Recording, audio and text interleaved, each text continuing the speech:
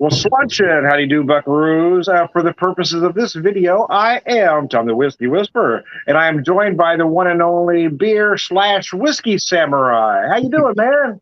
Hey, Tom, how are you doing, What's you going great guy? on?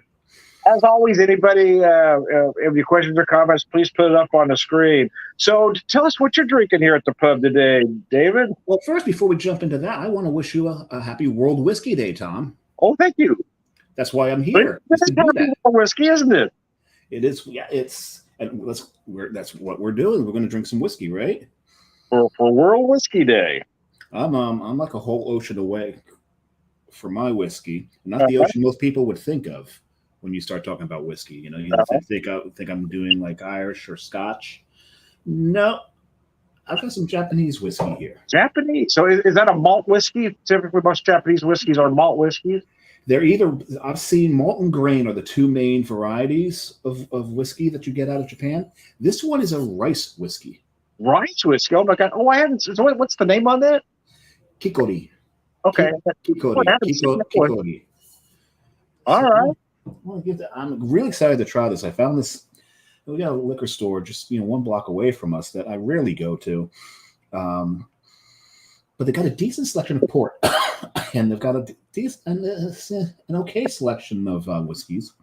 Big selection of Scotch, I'll tell you. Very nice.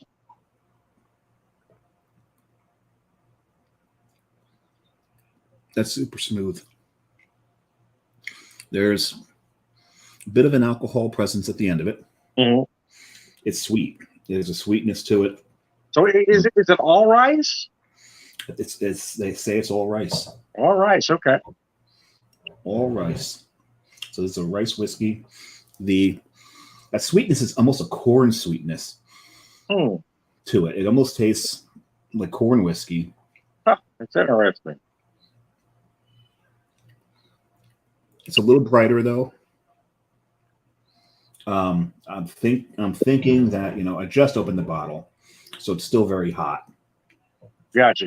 Yeah. I'm hoping, I'll sit this for a while, see what comes out of it. There's a little bit of I don't know if they aged this or not. Well, while you're deciphering that, let me tell you what I'm drinking. Yeah. I visited Pinckney Bend Distillery yesterday. Did a little tasting out there, and their whiskeys are all corn whiskey. So this is aged corn whiskey, but this is their stout cask. Oh, So, nice. so it's very interesting at 100 proof. Let me show you that bottle. There we go. So I'm going to pour some here. I just found out reading the label, this was aged 3 years in barrels, so that's why Okay. that's why I'm getting a little bit of oak out of it. Other than that, it's not bad at all. I hope it settles down and the heat disappears from it. This will be a nice, smooth drinker. So this one says, in 2013, we traded and used 1-year-old 15-gallon barrels with Second Shift Brewery out of St. Louis. They made a delicious stout beer and gave us the barrel back.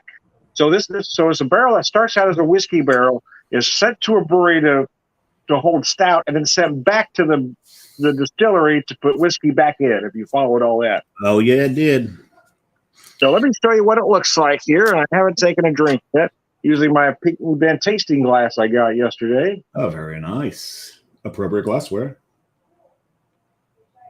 I know we're both sticklers for that sort of thing. If we have the right glass, we always use it. Now, this is my whiskey glass, though. Very nice. Very nice. I saw this as there was a show called Sandman, and in one of the scenes, someone orders whiskey and they serve it to him in this glass. And I saw that glass and I need that. Oh, very nice. That's a nice. I love. I don't have one of those. Yeah. It's double walled. Yeah, I've seen those, but I don't have one. Yeah, you can handle this as much as you want. You're not going to do much to the liquid inside. Very nice. So it is a corn whiskey that's, again, it's aged and then moved to a stout cask. So you do feel some of that corn sweetness on the nose.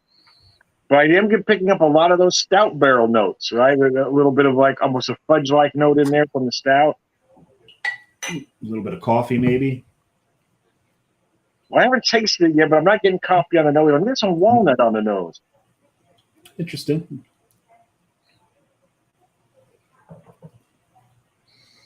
Oh, wow, that's delicious. Yeah. Very spicy, spicier than you might think. Very spicy finish. A little bit sweet initially because you've got that stout cask working, and some additional sweetness. You got some extra vanilla going on. But it's rather spicy. Very nice. Kind of balances that sweetness very well. Oh, that's gorgeous, man. Well, you know, the barrel is probably leaching back some of the original whiskey. Mm-hmm.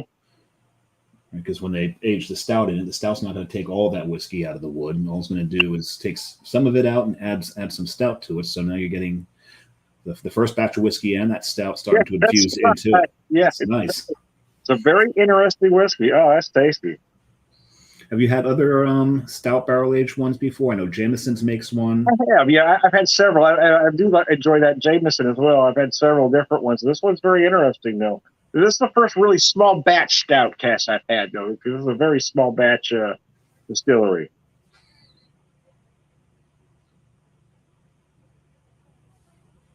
Oh, man, that's delicious. Oh, wow.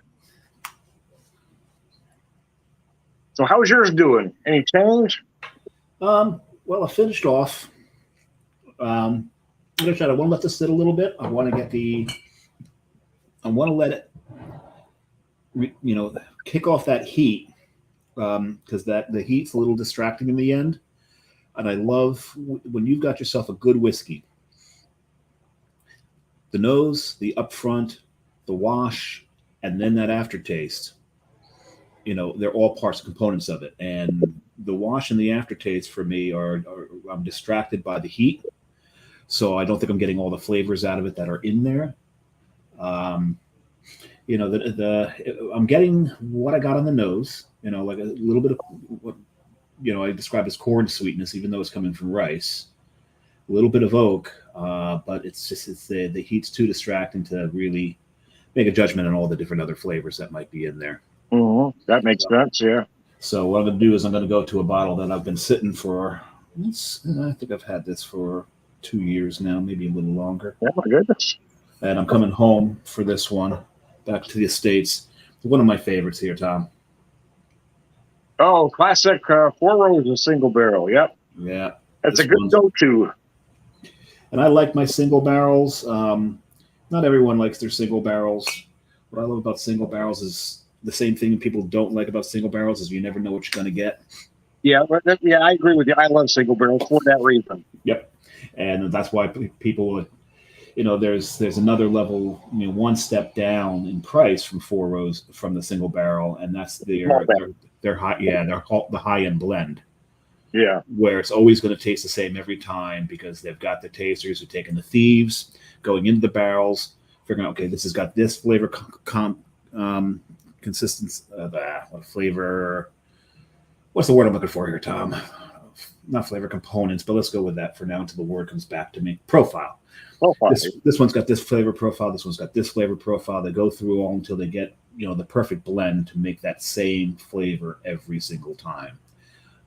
So they got their super tasters that do this. They're blenders. That's what a blender does. Mm-hmm. That is their job. So but that's why I love bork, bork, bork.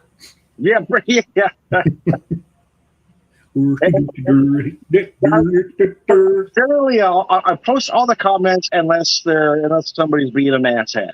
If you're being a dick, I'm not going to post your comments. Other than that, I'll post everything out. Yeah, we got a Swedish chef. Oh, mercy. So describe that one for me now. See that the color is very different on that particular whiskey. Yeah, see that looks like a bourbon. Yep. Well, it is a bourbon, of course. Yeah, I know. That was bourbon, definitely. From the Japanese whiskey to bourbon. Now, bourbon drinkers know that you've got flavors that you want, desirable flavors, and there's some flavors that are probably undesirable, and then there's those flavors that might be undesirable, but a little bit of it is you kind of need. right? Like some of the undesirables for me are creosote, tobacco, too much black pepper. But you get a little bit of those in measured with the desirable flavors. You kind of need that to balance out the bourbon. Mm-hmm. Otherwise, you're just basically drinking a high octane candy bar. Right? Because your desirable flavors, you've got the caramel, you've got the vanilla. Um, some of them throw a little bit of citrus. Mm-hmm. This one does. Oh, that depends on the barrel. Yep. So you get the good thing about one thing I love about bourbons is you're looking at oak. Oak, one of the components chemicals in oak is vanillin. Mm-hmm. So whereas you might get, that's where the vanilla flavor in bourbon comes from. It comes out of that barrel. And this has got the vanilla flavor. It's not super strong. The caramel's not sweet, but it's there. There is a touch of citrus to this one, but there's also a little bit of tobacco. You get more of tobacco. You getting like a cigar kind of going on, or kind of a darker tobacco, like maybe Maduro. Gotcha. Okay. But there's also there's some phenolic acid in here in the form of black pepper. It's leaving a little bit of burn on the tongue, which is, I complain about heat in the young one, but heat in the young whiskey and burn in an old whiskey are two different things. Yes, it is. Right. So your heat.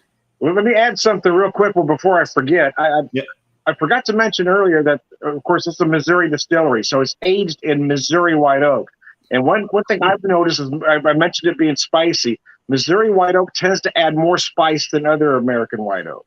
Well, all you Missourians are spicy, so. We are spicy. I just wanted to add that real quick. But Missouri white oak tends to add more spice.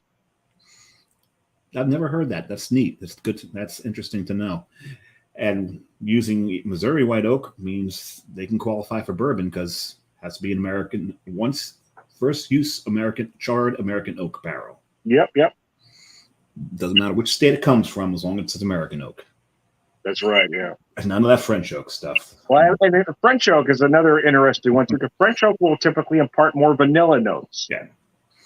Yeah, that's why you get some of the beautiful, luscious white wines out of France. They're aged in those French oak barrels. It's a little sweeter, yeah. Mm-hmm. Boy, David, I wish you were here with me. This whiskey is delicious.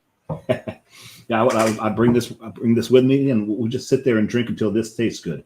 That's right. Hey, it does taste good. That wasn't fair, man. Until it settles down and stops being argumentative. Right now, that one's a little argumentative to me. So we'll let her sit. We'll let this sit. We'll put it in timeout for a little bit and see what happens. So I did bring a beer along because this is one that I picked up yesterday when I visited Deep Sleep Brewing. There's a Train of 4 Imperial Stout. Because of an Imperial Stout, I kind of wanted to pair it with the stout barrel whiskey. Interesting. What's now with food pairings, flavor pairings, any kind of pairings that you do, there's a couple of different ways your pair can go. You can either go contrasting flavors, and you can get some interesting things from contrasting flavors, but then you get your complementary flavors. And I find that when you're doing complementary flavors, if you've got, let's say, a cake, let's say it's a cake with like a coffee frosting, and you've got yourself a coffee stout, right? The coffee in both of those are going to they'll cancel out. And allow other flavors to pop out. So now I'm really interested, after saying that, now that you're drinking a stout, it's going to remove some of the stout elements from the whiskey, and now you should be tasting more just straight up whiskey without many of the stout notes. Now, I tell people when I do whiskey and beer pairings, I'm not necessarily looking for light flavors. I'm looking for flavors that will complement each other. So flavors that will work together. I'm not necessarily looking for chocolate. I'm looking for flavors and aromas that will work together. Right, but you're going stout and stout here. So what's it done to the whiskey? Well, yeah, you're actually right. So I'm wow, that is very good. So I am still tasting some of those stout notes, but it does come across a little bit different. Yes, you're right. So I'm getting more of that whiskey sweetness now. Yeah. A lot of vanilla. I'm picking up more of dark fruit notes than I was getting before because the stout was there. Yeah, I would expect the vanilla and the oak to shine through a little bit more. But boy, I love that finish. You got that nice oak and that big spice finish, man. It's absolutely gorgeous. I love a spicy whiskey, man. I do. That's why I am a big fan of Missouri White Oak, because I love the big spice. Mm.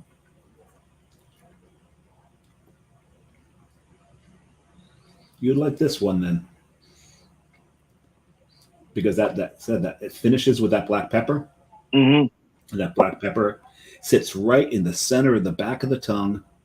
Yeah. And it's just going to sit there and burn a hole there for a little bit in a very pleasant way. Get a lot of those big black pepper notes, huh? Yeah. Yeah, I like this. This one, Carrie and I had actually gone to the distillery about 6-7 years ago. That bottle's long gone. this one's from the shelf, not from the not from the distillery. Still, my favorite's Blanton's, but it's so hard to get now. When you can get it, it's so expensive. It happens that any time that I find something and I like it, I got to stop talking about it, because then everybody else finds it, and then the prices go up. And now you've got whiskeys that should be worth $25 selling for $50 and $75. $50 whiskeys are selling for $100, $200 or more. I don't play that game. I got a bottle of Ron Zacapa over there. This XO Solera. Yeah. That's a great rum. When I came across this one, it was a $55 bottle. Now it's $99. Yeah. Even with wines, long time ago, I came across one of my favorite cabs, Chapelet. And Chapelet back then was about $17, $18 a bottle. Now you can't touch it for under $50. Wow. That's such a good wine, but everyone else found out about it, and so if you really, really like something, keep your mouth shut about it. This is horrible, Wink. Yeah, this is terrible. I'll take all of this off your hands. Do you a favor, and then I'll make this disappear right down my throat. I think it's a conspiracy. They tend to hype certain whiskeys. I mean, there is absolutely no reason why Buffalo Trace should be allocated.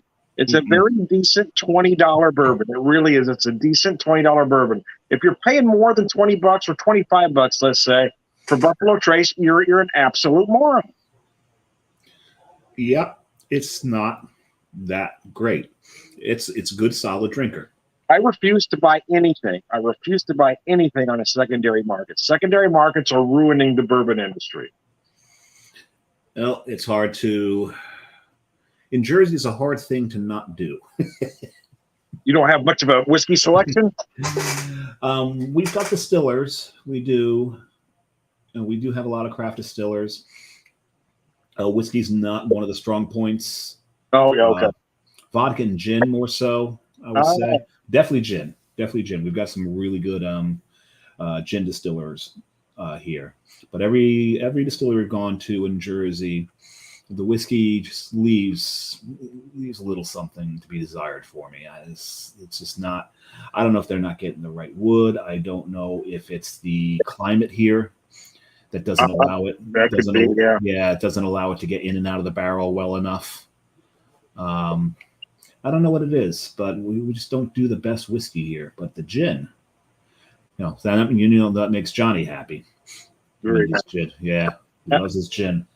So let me show you my second whiskey here, again from Pinckney Bend in New Haven, Missouri. They are all corn whiskeys. So, but this is their heirloom variety. So they do different versions of this with different varieties of corn. This particular one uses hickory cane corn, open pollinated heirloom corn. It is at 100 proof. Nice. That's a good strength. In my younger days, David, I would never measure anything. I would just pour it straight out of the bottle into the glass. But now, in my old age, I make sure I know exactly how much I'm pouring every time. I still just pour.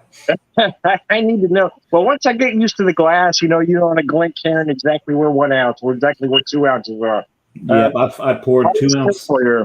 Yeah, I had 2 ounces of the Kikori. I'm pouring exactly 2 ounces here. And so I'm going to read a little bit from this. This variety of white. White. I can't read that word. Good Lord. My eyes aren't working. This variety of white corn was named prior to 1875 by Native Americans in southern Florida. Oh, I'm sorry, northern Florida. Oh, my eyes do not. My bifocals aren't working today. and southern Georgia. Okay, there we go. Originally cultivated it much earlier. Over time, hickory cane became popular in the South and in the Ozarks, which technically where I live is in the Ozarks, where it was also known for making excellent whiskey. So let me show you that bottle one more time. Again, this one comes out at 100 proof. Let me see what the nose is like. It's got to be, they got to be talking about it must be the Muskogee tribe. If it's northern Florida, southern Georgia, Cherokee were in that area too, but they dipped down to Florida. Could be Seminole, couldn't it? Seminole Southern. Southern, okay. They're the Everglades. Gotcha. Okay, you're right. Yeah. Took my son took the kids to a Seminole powwow once. They're all their regalia, doing their war dances, and man, it was impressive. I get a lot of big vanilla on the nose. You getting the corn sweetness right off the top? You feel a little bit of that graininess. I haven't taken a drink yet.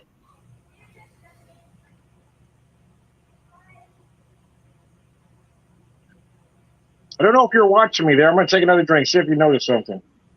Oh, yeah, you tilt back to fully aerate. But what I was getting at is this is 100 proof corn whiskey, and there is absolutely no burn at all. There's no grimace. This just drinks beautiful at 100 proof. It is the epitome of a sipping whiskey. This thing is just gorgeous. Very nice. So yeah, to your point, this syrup almost somewhere between corn syrup and caramel. If that makes sense. Yeah. A lot of vanilla. Like the dark Caro or the light Caro? Yeah. More like the dark Caro, actually. Yeah. My siblings thought I was weird. When I was a kid, I didn't like to use maple syrup on my pancakes. I like to use the white Caro syrup.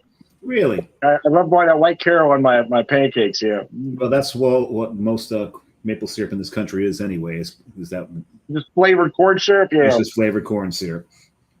Oh, my God, that is delicious. So what I will tell you right away, though, there is some spice in the finish. It doesn't finish quite as spicy as that stout cask, though. We talk about flavors and aromas a lot, but I think one thing that gets overlooked is the viscosity, right? The mouthfeel. The whiskey has to come together a certain way, and this one just drinks beautifully. Doesn't feel too watery, doesn't feel thick. Just the viscosity makes it very pleasing to the palate. Yeah, that's a really good point, because I've had some whiskeys I've not enjoyed because the body was a little too. The only way I could describe it was oily. Oh yeah.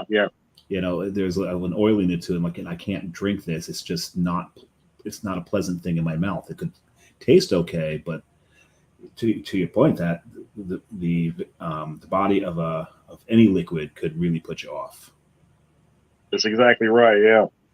So, are you back to your Japanese again? Or are you still working on the? No, I'm still doing the single barrel. I'm sipping tonight.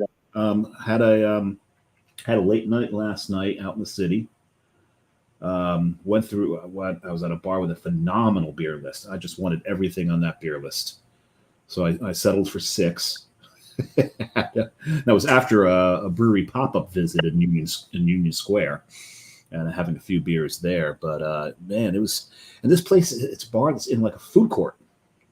Oh, really? Okay. Yeah, it's like a sub-level food court. A lot of great places to eat there. We got a banh mi there that was delicious. And you can go to the bar, order your drinks, but you can order from the menus from all over the food court, and they bring it to you while you're sitting there at the bar. And that's cool. That's nice. That's very nice. Yeah. Yeah, you gotta love that. So we went through things. The bartender there was very knowledgeable about his stuff. Him and I seemed to have the same palate. We like a lot of the same things. So that was a lot of fun. And we're talking to a Hungarian guy. He's from Hungary, but he grew up in England. We started talking to him for a while. That was, this is why Tom works in a brewery, because he likes talking to people. I do. And I'm lucky enough to work for a brewery that encourages that. A lot of places don't want the beer tenders to talk anymore, bartenders. But the place I work is called Banter, so it's about the conversation. They do encourage us to talk. Yeah, you go to bars, you go to breweries. Michael Jackson called alcohol the social lubricant.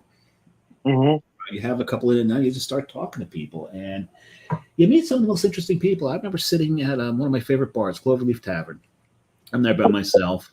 I'm sitting next to this guy, and we're watching soccer on television. With the rest of the world calls football, and we start talking about that for a little bit. Then it gets around the point where, because he was from South Africa, I'm like, "Well, what are you doing over here?" He goes, "Well," and he goes, "Oh, I manage a band from South Africa."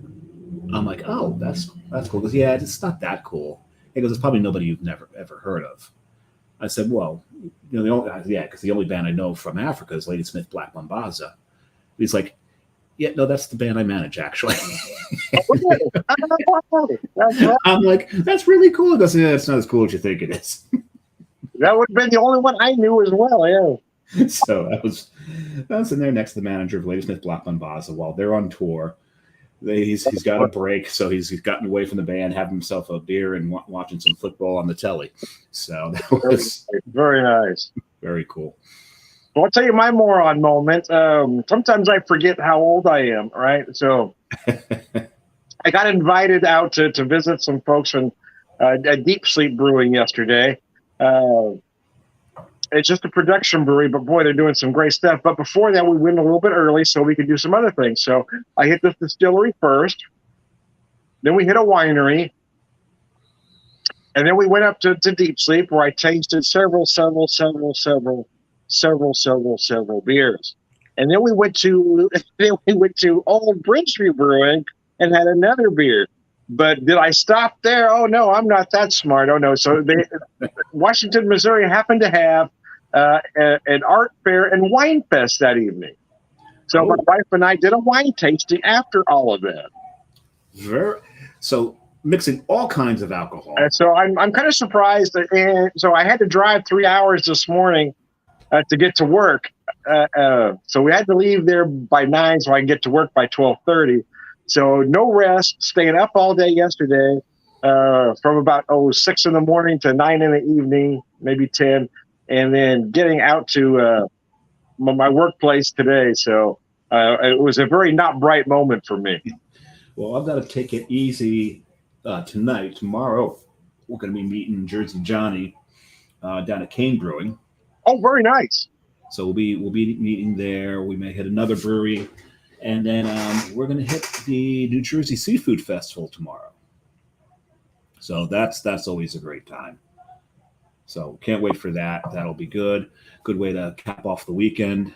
And I got a short week next week. I'm only working 4 days next week. Oh, great. Friday for the Memorial Day weekend. We're getting out of Dodge, and we're heading up to Montreal for a long weekend. Oh, really? That's great. Oh, I love it. I've been there a couple times. Carrie's never been.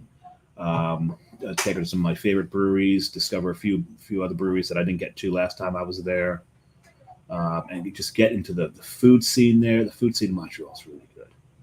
Really, really good. There's so you know how every region has their own different breakfast meat? Yeah. right? New Jersey is the pork roll or Taylor ham. I don't want to piss anybody. New Jerseyans will get into a fight over breakfast meat, by the way, what it's called. It's the same stuff, but we just call it something different. You start getting out into Pennsylvania, you get scrapple. Mm-hmm. What's it in your region there, Tom? We're big bacon folks out here. Okay, so but bacon's a common thing. There's something out in like Indiana that I had. What is that stuff called? I gotta look it up real quick. It's killing me. It's made. What the hell is it made with? I think it's made with barley. It's a meat and grain sausage. It's called Gota. Oh, okay, that's interesting. So, but my point where I was going with is Montreal. You will find bacon. You will find sausage. Of course, you're going to find sausage. But you're also going to find, for breakfast, fried bologna. Really? Okay. Fried bologna is more of a South thing. I wouldn't have thought Montreal, Canada. No, there's a place called Walensky's. They do a fried bologna and salami sandwich on white bread with mustard. You can't have it any other way. It is cut in half. It's not even white bread. It's a roll. It's really good, but just down the road from it, and you wouldn't think of this in Montreal either. Some of the best gnocchi I've ever had in my life. Really? They've got this. It looks like a big wok full of water where they boil it in. They got a big vat full of the sauce, and the sauce has got a nice little kick to it. It's not quite Fra Diablo. Mm-hmm. Got a little kick to it, and so you can either get. I think the menu is gnocchi, double gnocchi, gnocchi with cheese, double gnocchi with cheese, gnocchi with double cheese, double gnocchi with double cheese, and that's it. That's the whole menu, and they put it in one of those Chinese food containers. It's good stuff, I tell you. So now that I've kind of settled in on some flavors here, get like a little like candy sugar kind of note, like a Belgian candy sugar kind of note. Interesting. A little bit of sweetness. Now go back to that for a second. So Belgian candy sugar. A lot of times with whiskeys, you're going to get a flavor component. One of the main flavor components is caramel. How are you discerning the difference between those two? Well, sometimes you get you might get toffee notes, especially bourbon tends to give you a lot of brown sugar or molasses-like notes as well. I'm actually going to pour a little. Is it candy sugar more so than caramel because it doesn't have that. It feels like more of that pure sugar, not that developed caramel-like note. No, like a creamy caramel. Yes. The cream missing. Well, I poured a little bit more of the Japanese stuff. I'm going to let it sit and air off a little bit. And maybe I'll grab a beer. I'm trying to figure out what beer I have to. It's a good palate cleanse. You probably need a Helles. I was thinking they don't have a Helles. I actually do have a Helles, but it's a can I saved for Johnny that I brought back from Salt Lake City. So I'm not going to drink that. I'll give that to him tomorrow.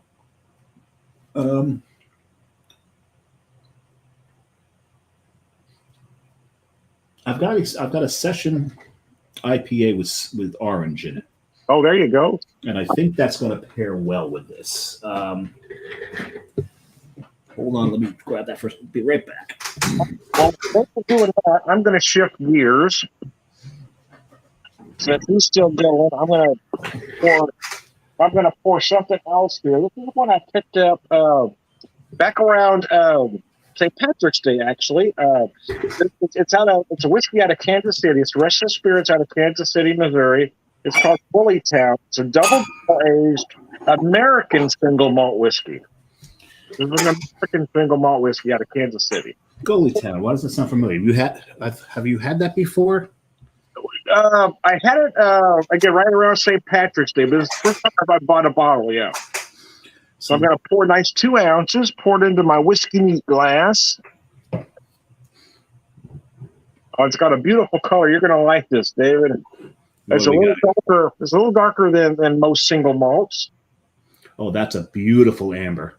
Beautiful dark amber color. It's a gorgeous looking whiskey, yeah, because it is a double barrel aged. That's beautiful. and it does everything you want a single malt whiskey to do. You want a lot of complex flavors in there, but you're still looking for balance, and that's the reason a lot of people are scared of single barrels, because a lot of times they're not balanced. But when they are special.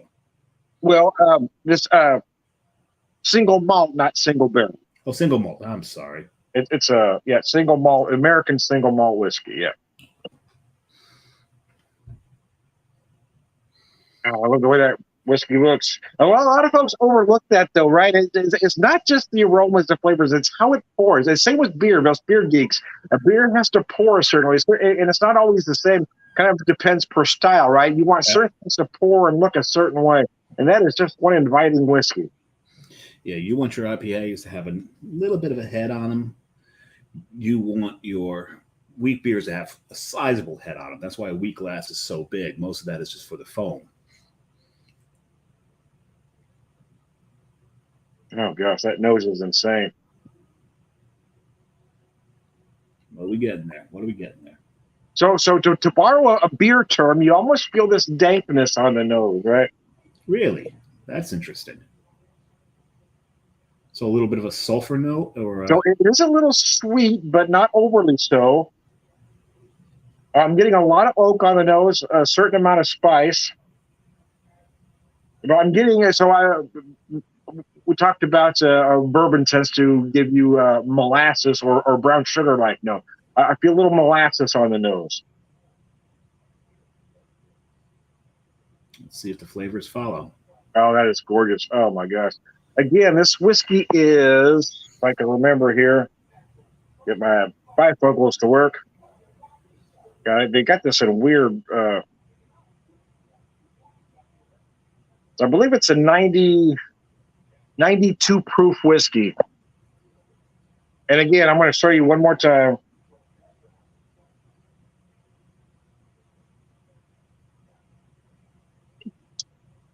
It just, oh man, it goes down easier than a Tijuana hooker, man. It is absolutely gorgeous, man. There it is. It is a perfect sipping whiskey, man.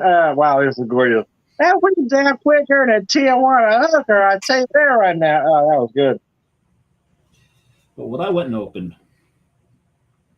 it's actually not a session IPA. It's actually a Pilsner. I thought I had something else, but it is a Pilsner, but it does have orange. For your purposes at the moment. But it has orange in it. So there you go. And this is Whip.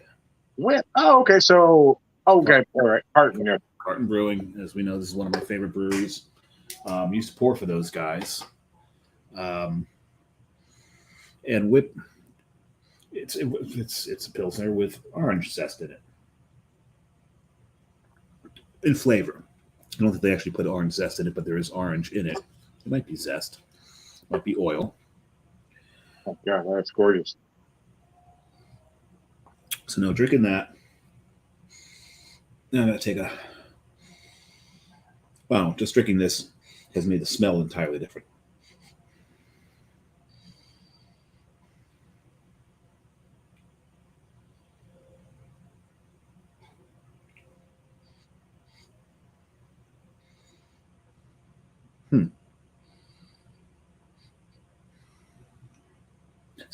Smells dried out a little bit.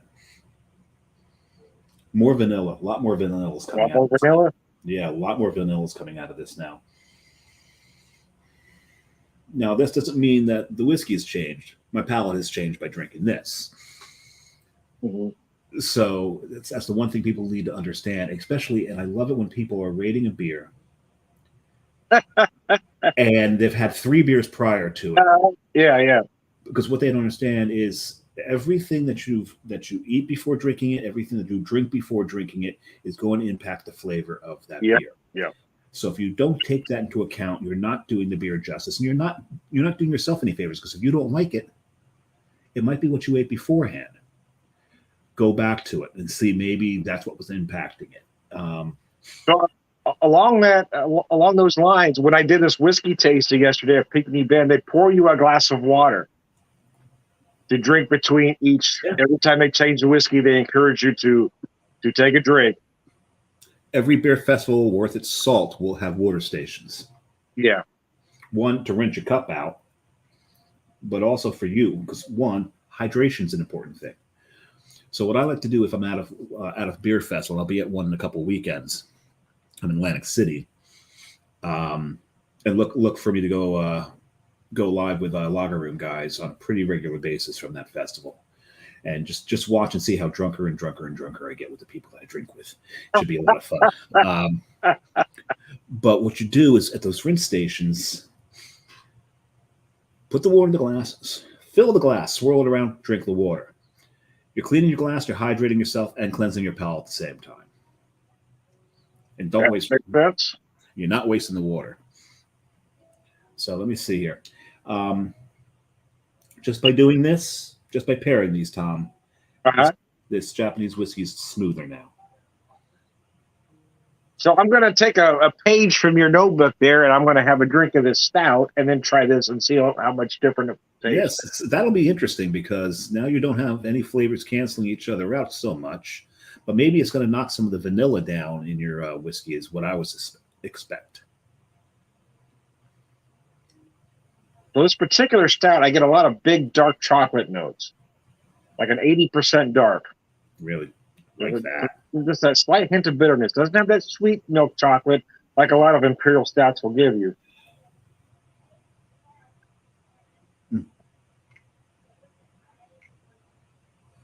So having done that, so I made it. I tried to make it clear that if this isn't a sweet imperial stout, that you get bigger dark chocolate notes.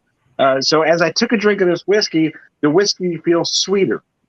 I'm getting more of the sugar. So I'm actually feeling more vanilla. I'm feeling more sugar notes. I'm feeling more of the raw or the Belgian candy sugar I talked about before. I also feel like I'm picking up more molasses. Yeah, my mistake. I thought being an imperial stout would be big on some vanilla flavor, but if it's not, yes, if it's one of those really dry, I call them harsh stouts. But I love harsh stouts. Well, it actually drinks more like a big FBS, like a big foreign export stout. Okay. So a little drier in a finish. Yeah. No, but when you get this, so having said that, it really accentuates the spice notes. The spice notes are coming right to the forefront. Very nice. With that, that's very nice. How about that? Sometimes it is about the pairing, damn it. Yes, it is. It's always going to impact what you're doing. That's fun. Even to the point where when I did smoke cigars, I used to love to have in my kegerator. I used to love to have Great Divide's Yeti on. Oh yeah. Because Yeti is one of those harsh stouts. It's really bitter, very roasty, beautiful, beautiful beer. And I love to pair it with a cigar because the harshness of the beer and the harshness of the cigar would cancel each other out. It would make the smoke smoother and it would make the beer sweet. Wow, that's very interesting. It was so cool. I loved doing that, but I stopped smoking cigars because, well, they're not all that good for you. Yeah, same here. I was never a huge cigar smoker. I was kind of a holiday cigar smoker, if that makes sense, you know. I was more it's nice. I can sit on the porch, or it's a golf outing. Cigar smoker. That was about it. I mean, when all the guys would get together around Thanksgiving or whatever, you know, we'd all sit out on the porch and have a cigar. But I got to where I would feel terrible the next day, so I just had to give it up. And I cut into my beer and whiskey money, and who needs that? I can only afford one vice, David. What's interesting though, now drinking the whiskey and then drinking the beer, it is really making the lager yeast notes pop. You know what people like to refer to as lager funk. That's really coming out. Making the beer less pleasant than it should be, because I do love this beer. But when all you're getting are those lager yeast notes, you're not really getting much of the citrus. It's really knocked that citrus out of there, and I'm not getting much of the grain. So I think that's interesting too. It's more just it's made this beer very yeasty. Very yeasty. Okay, that's interesting. So, let me test your theory here.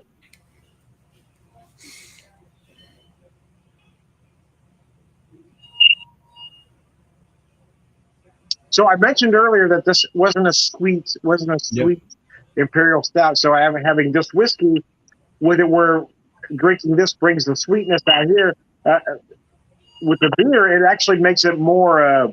You feel more of that dark chocolate like bitterness. It's taking what sweetness was in this beer out of the beer and adding it to the whiskey. There you go. It can bounce back and forth, and it really depends on what flavor profiles you have in each as to what's. It's almost like a massive algebra equation, right? Certain things on either side are going to cancel each other out, and when that happens, you get left over with different other flavor profiles that you may not have picked out the first time. Yeah, that's exactly right. I'll tell you, one of the most interesting pairings I came across. A nice citrusy double IPA. Nice and bitter, paired with carrot cake. Really? Okay. The bitterness cut through the cream cheese icing, which was nice because I don't like I don't like to be heavy-handed or too sweet with the icing on a carrot cake. The spices between the IPA and the carrot cake almost cancel each other out to the point where you could really, really taste the carrot in the carrot cake. It was really something else. It sounds like a weird pairing, but it was actually very, very well done. And that was actually done by Cane Brewing. Really? Okay. Yeah, Cane Brewing. It was Cane's Head High, paired with carrot cake. It's actually Cane and Carton, this brewery as well. They did a beer dinner together at the aforementioned Cloverleaf Tavern, and the two owners went back and forth talking about their beers and what they were pairing it with. And dessert was the IPA with the carrot cake. Oh, very nice. Very nice. Sounds weird, but it works. Cat Eddie is very unhappy with us. I don't know if you heard her there, but she's walking around meowing at us. So she hates it when we leave her. we left her for a night. She had plenty of food, plenty of water, and it was only one night, right? Yes, but we come back in the house and she's giving us that Oliver Twist look, Yeah, I'm starving, Papa. Got plenty of food. Still had a bowl of dried food, but she hates to have to crunch. She likes her pate. So when she has to eat dry food, she really thinks she's been punished. And in a cat's mind, the servants can't have a night off. See, that's exactly right. Yeah, she's very unhappy with her staff at this particular moment in time. Yeah. Terry Pratchett put cats. He nailed them. I love his quotes, man. But my favorite quote of his about cats is, "Cats were once revered as gods, and they have never forgotten this." That's right. So she'll jump up on the arm of my chair and look at me like it's your turn to worship me now. Mama had her turn. Now it's your turn to worship me. Tell me how wonderful I am. Pratchett is one of my favorite authors. Oh, gosh. I still don't think I've caught up to his body of work yet. I've read so much of the Discworld series, but his collaboration with Neil Gaiman on Good Omens was just genius. And if you've not read that, I recommend reading it and then go watch the miniseries. Okay. They do a really good job with the miniseries. They got two great actors playing the two main characters.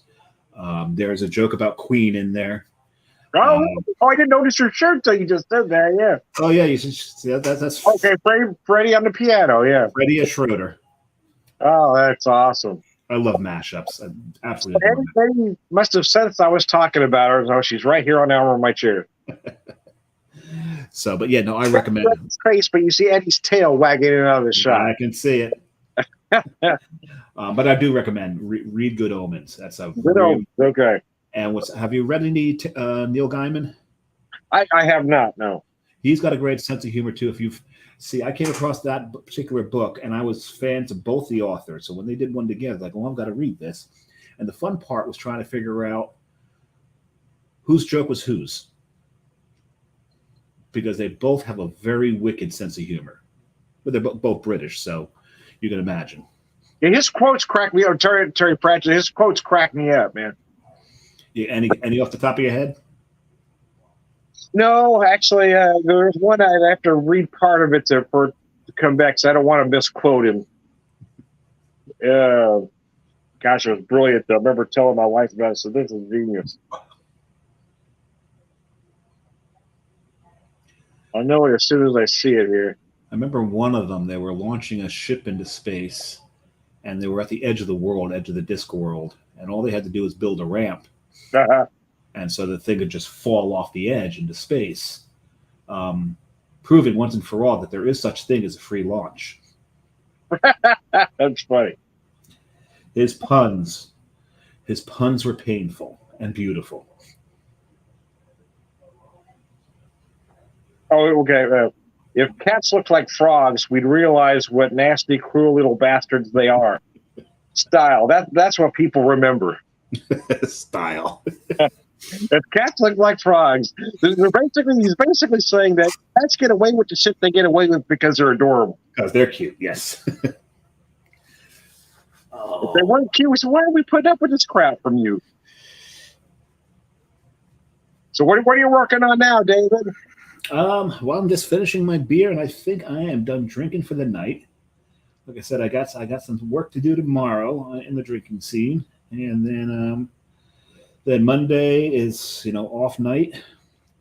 Tuesday. So you got to tune into the show on Tuesday. We have a podcaster from Salt Lake City on the show on Tuesday. Oh, very nice. Okay. We're going to be running an hour late to accommodate his time zone.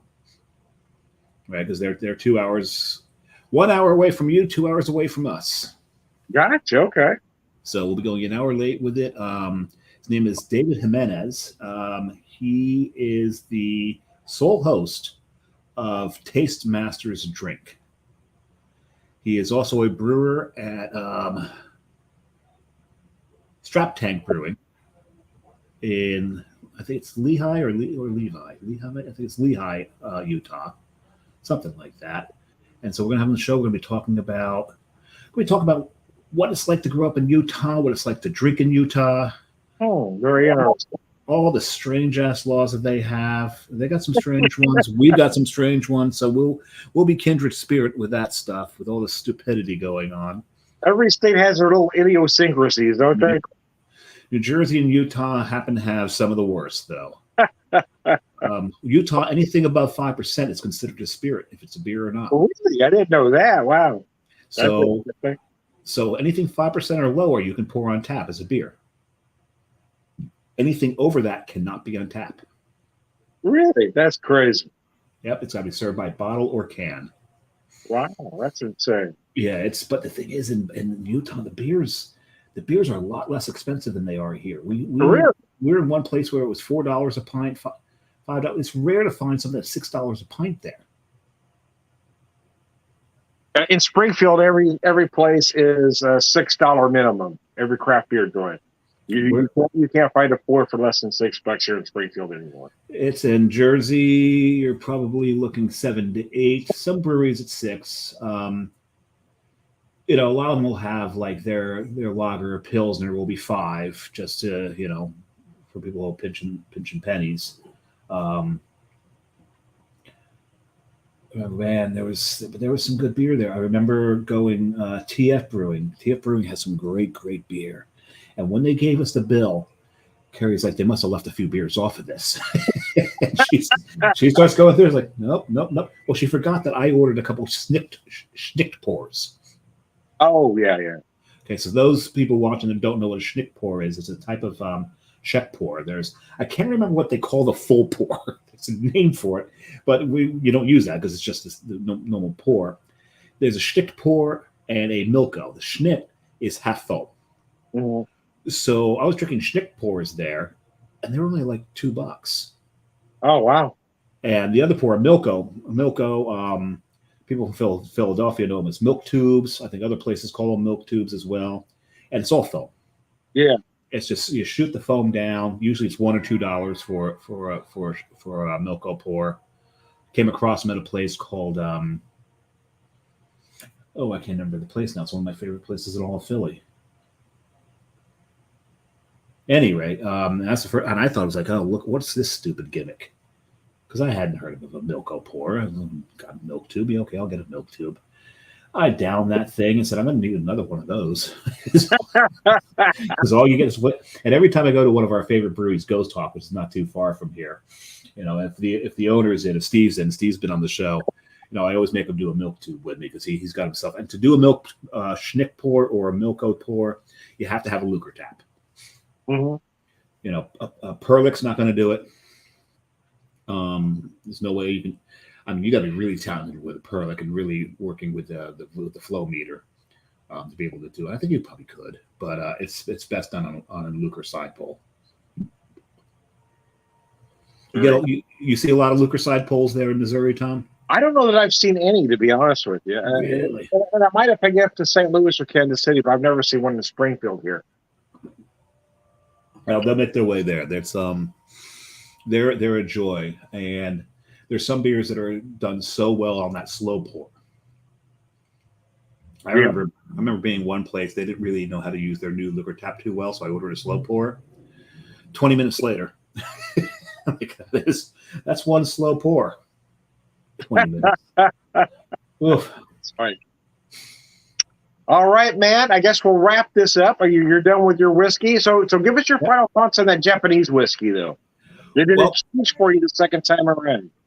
Well, when I was able to knock down some of the heat with the beer, that was one of the most, I think, rewarding things about it is the beer did knock that heat out. And I remember earlier I said that heat was really detracting from being able to pick out the flavors. So once the heat was gone, set on the nose and on the tongue, I did get more of the vanilla. Mm-hmm. And this was 3 years in the barrel. And it's funny because you can normally tell how long something's been in a barrel by its color.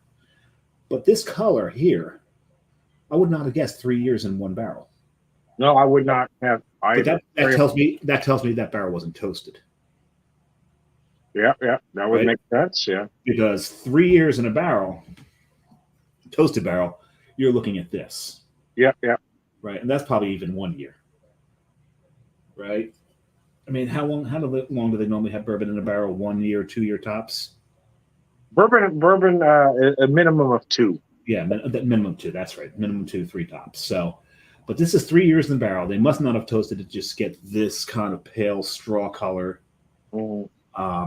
It reminds me of the Turcano single malt. Looks a lot like the Turcano single malt. Yeah. It's non-charred barrels, so it's really pulling some of the vanillas directly out of the oak. So when you char, you're going to get those tobacco creosote flavors. When you don't char, but you'll still get vanilla. When you don't char, you're mostly getting the vanilla oak tones, and that's what I'm getting out of this is that vanilla, that oak. Like I said, there's still that little bit of sweetness like out of a corn whiskey. But obviously it's coming from the rice. I think when this settles out, I think it's going to be a beautiful whiskey once it settles out. Well, very good. Well, thanks for joining me for our spontaneous video here. Well, thanks for having me on World Whiskey Day. Here. Where else would I want to spend World Whiskey Day than with the Whiskey Whisperer? Hey, man. Hey. So for the purpose of this episode, I'm going to call you the Whiskey Samurai. So, Samurai, thanks for joining me. I've been the meat. Beer Whisperer, beer evangelist, but for this video, I'm the Whiskey Whisperer, whiskey evangelist, prolific whiskey drinker, purveyor of wisdom, and all around good guy. Hey, thanks, David. I appreciate you. Hey, you too, Tom. Thanks for having me again. And we're out.